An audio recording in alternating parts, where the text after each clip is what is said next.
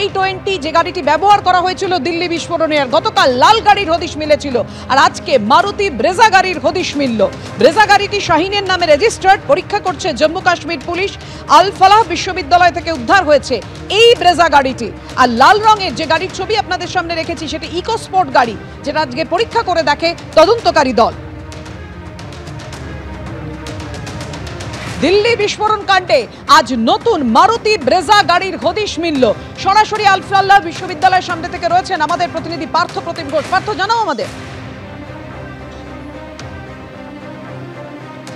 দেখো, ইতিমধ্যে তুমি দেখেছো যে পরপর একের পর এক গাড়ির হদিশ মিলেছে। প্রথমে দেখা যায় একটি না হুন্ডাই i20 গাড়ি, সেটা বিস্ফোরণের ঘটনা ঘটে এবং তার পরবর্তীকালে একটি গাড়ি, যে গাড়ি হচ্ছে খান্ডওয়ালি গ্রাম, সেই গ্রামের মধ্যে থেকে লাল কালার ইকোস্পোর্ট গাড়ি, যেখানে গতকালকে এনএসজি টিম সেখানে গিয়ে পৌঁছায় এবং তার পরবর্তীকালে এখন ফরেন্সিক টিমের এক্সপার্টরা তারপর পরীক্ষা করে। তবে এই মুহূর্তে যেটা বলবো সেটা হচ্ছে আমরা রয়েছি আল ফালাহ ইউনিভার্সিটিতে এবং সেই আল ফালাহ ইউনিভার্সিটি যার কিন্তু যোগ পাওয়া গেছিল এবং এই আল ফালাহ ইউনিভার্সিটিতে আরও একটি গাড়ির হদিশ মিলেছে এবং যে গাড়িটা হচ্ছে মারুতি ব্রেজা গাড়ি এবং এই মারুতি ব্রেজা গাড়িটা হচ্ছে শাহিন শাহিদ, যাকে তুমি জানো যে আরও এক চিকিৎসক শাহিন শাহিদ যাকেও গ্রেপ্তার করা হয়েছে। সেই শাহিন শাহিদ কিন্তু এই গাড়িটা কিনেছিল 1 মাস আগে এবং শাহিন শাহিদের এই গাড়িটা এই ইউনিভার্সিটির ভেতরে পার্ক করে রাখা রয়েছে এবং সেই গাড়ির হদিশ পেয়েছে এবং সেই গাড়ির হদিশ পাওয়ার পর বিডিডিএস টিম অর্থাৎ হরিয়ানা পুলিশের bomb detection and disposal squad তারা এসে পৌঁছায় কিছুক্ষণ আগে, বর্তমানে ভেতরে রয়েছে এবং হরিয়ানা পুলিশের যারা সিনিয়র অফিসিয়ালস তারা এসে পৌঁছেছে, স্পেশাল সেল তারা এসে পৌঁছেছে এবং মূলত যে বিষয় সেটা হচ্ছে এই গাড়ি তারা পরীক্ষা করতে চাইছেন, যে কারণে সেটা হচ্ছে এর আগে তারা বিভিন্ন জায়গায় যখন গেছে দেখা গেছে যে বিস্ফোরক বারুদ সেই সবটা বিভিন্ন জায়গা থেকে উদ্ধার হয়েছে। এই গাড়ি থেকে যদি কোনো বিস্ফোরক বা কিছু থাকে সেই বিষয়টা নিশ্চিত হতে হবে, সুরক্ষিত রাখতে হবে। তার জন্য এই গাড়ির চারপাশ একেবারে বিশ্ববিদ্যালয়ের ভেতরে সম্পূর্ণভাবে ঘিরে রাখা হয়েছে। ওখানে হস্টেল রয়েছে, সেই জায়গাটা সম্পূর্ণভাবে খালি করে দেওয়া হয়েছে এবং গাড়ি পরীক্ষার কাজ সেটা শুরু হয়েছে। এই যে গাড়িটি, সেই গাড়িটি 1 মাস আগে শাহিন শাহিদ কিনেছিল, নগদ টাকায় গাড়িটি কেনা হয় এবং তারপর এর পাশাপাশি যে তথ্য জানা যাচ্ছে এই বিশ্ববিদ্যালয়ের যে একটি অ্যাড্রেসেই কিন্তু শাহিন সেই গাড়িটিকে কিনেছিল এবং বর্তমানে হরিয়ানা পুলিশের যে team BDDS bomb detection disposal squad তারা এসে পৌঁছেছে এবং সোজা যে ক্যাম্পাস দেখা যাচ্ছে সেই ক্যাম্পাস থেকে যেখানে কিছু গাড়ি বেরোচ্ছে ঠিক বাঁ দিকের অংশে গেলে হস্টেল রয়েছে, সেই হস্টেলের কাছে গাড়িটি পার্ক করা রয়েছে এবং সেই জায়গায় বর্তমানে কিন্তু পুলিশ সম্পূর্ণভাবে ঘিরে রেখেছে। বিডিডিএস টিম এবং হরিয়ানা পুলিশের বিশাল বাহিনী এই মুহূর্তে আল ফালাহ ইউনিভার্সিটির ভেতরে প্রবেশ করেছে।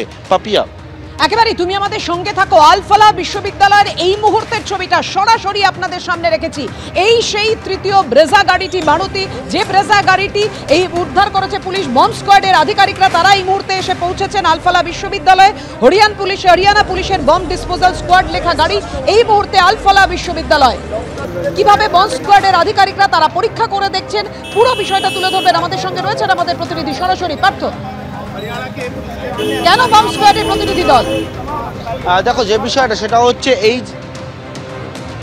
এই যে আল ফালাহ ইউনিভার্সিটি, সেই ইউনিভার্সিটির ভেতরে যে হস্টেল রয়েছে এবং সেই হস্টেলের বিল্ডিংয়ের নিচে সামনে সেখানে কিন্তু এই গাড়িটিকে রাখা রয়েছে এবং সেই গাড়িটি একবারে মারুতি ব্রেজা কার, সেই গাড়িটিকে পরীক্ষা করা হচ্ছে। তার চারপাশ সম্পূর্ণভাবে ঘিরে ফেলেছে হরিয়ানা পুলিশ এবং হরিয়ানা পুলিশের আরও বাহিনী কিছুক্ষণের মধ্যে এসে পৌঁছাবে। ইতিমধ্যে কিন্তু হরিয়ানা পুলিশের সিনিয়র অফিসার্সরা তারা এসে পৌঁছেছে এবং তার পাশাপাশি হচ্ছে যে এইখানে কিন্তু যে জায়গায় গাড়িটা রয়েছে সেটা হচ্ছে শাহিন শাহিদের নামে রেজিস্টার করা এবং এই শাহিন শাহিদকে তুমি জানো গ্রেপ্তার করেছে পুলিশ এবং শাহিন শাহিদকে গ্রেপ্তার করার পর পাশাপাশি এই আল ফালাহ ইউনিভার্সিটি হয়ে উঠেছিল এই হোয়াইট কলার টেরর ইকোসিস্টেমের একটা অন্যতম এপিসেন্টার। সেই বিষয়টা ভাবাচ্ছে তদন্তকারীদেরকে এবং সেই মতোই আমরা দেখতে পাচ্ছি যে এখানে একের পর এক যে পুলিশের গাড়ি সেটা এসে পৌঁছাচ্ছে, আরও হরিয়ানা পুলিশের আরও গাড়ি এই মুহূর্তে এসে পৌঁছাচ্ছে। দেখতে পাচ্ছ সেখানে পুলিশের অফিসিয়ালসরা তারা রয়েছে এবং থেকে একেবারে সোজা ভিতর দিয়ে যাচ্ছে যে জায়গায় গাড়িটা পার্ক করা রয়েছে।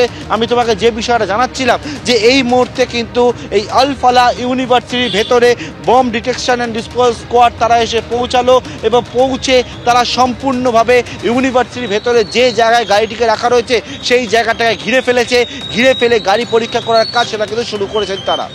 একেবারে এখানেই প্রশ্ন উঠছে পার্থ, বোম ডিসপোজাল স্কোয়াড কি কারণে আলফালা বিশ্ববিদ্যালয়, কারণ ব্রেজা গাড়িটার মধ্যে কি কোনো বিস্ফোরক রয়েছে?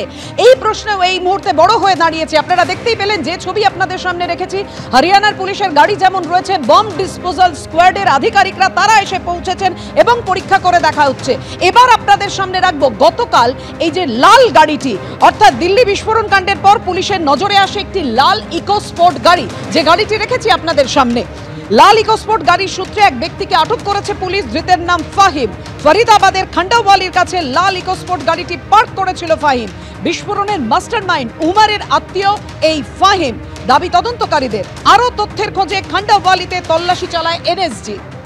গতকাল লাল ইকোস্পোর্ট গাড়িটির হদিশ মিলেছিল, আজ মারুতি ব্রেজা গাড়ির হদিশ মিলল।